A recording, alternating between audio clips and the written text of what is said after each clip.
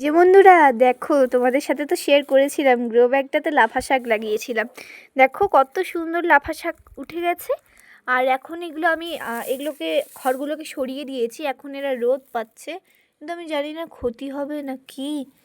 আর update দেবো বলেছি তো অবশ্যই দেব।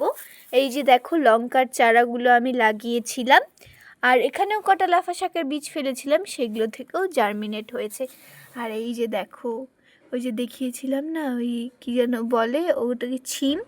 এই যে ছিম বেরিয়েছে, আবার ফের বেরিয়েছে পালং। এই যে এইটুকু একটা জায়গায় যে দেখিয়েছিলাম না পালং লাগিয়েছি, পালং হয়েছে। এই যে এখানেও আমি লাগানোর ভিডিওটা দিয়েছিলাম, দাঁড়াও দেখাচ্ছি। ওই অল্প অল্প শিকড় বেরিয়েছে, দেখা যাচ্ছে না এখন।